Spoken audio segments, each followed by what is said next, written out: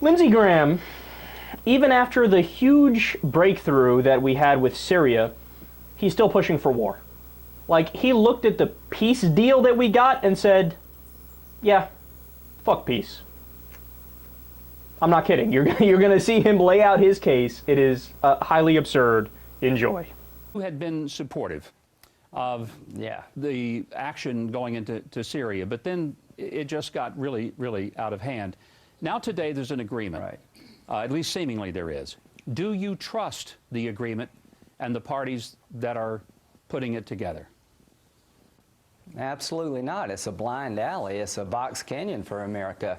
Putin's led us down a road here where there's just no good outcome. Without the threat of force, this agreement means nothing.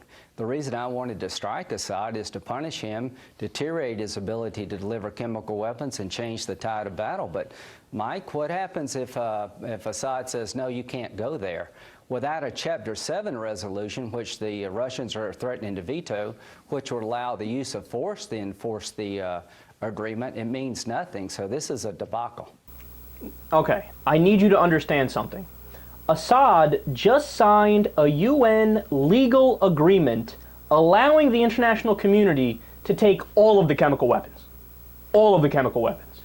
And he even went a step further. He went a step above and beyond and signed on to the United Nations Proliferation Agreement, which was from the early 90s, even though it wasn't part of the deal.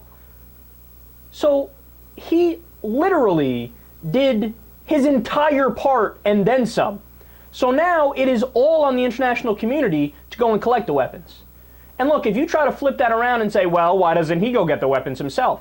Because then the United States would say, we don't trust you to get your weapons. You might go get them and use them, or there might be an accident and then something happens and then it's on them and then we have to invade and attack you. So he's going to lose-lose. They're not going to tell him to get his weapons because they don't trust him.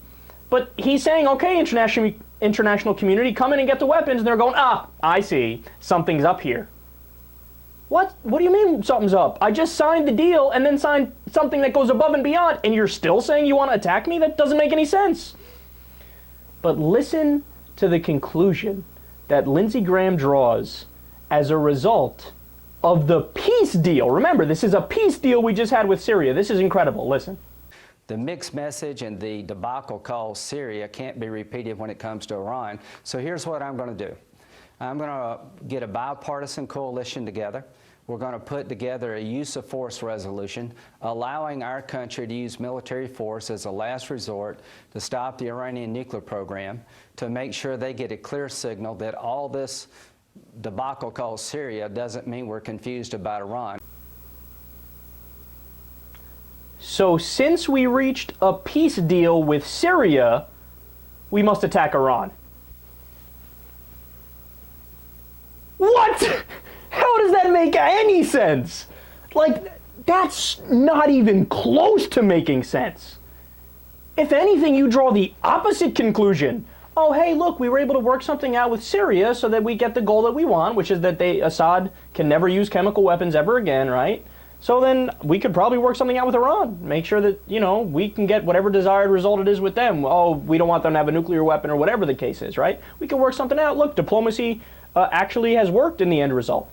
No. He looks at a clear example. It's a clear example of averting a strike, averting military intervention, and getting exactly what we want in the sense that Assad says, okay, take all the chemical weapons, right? And he goes, well, obviously that means we got to go to war with Iran.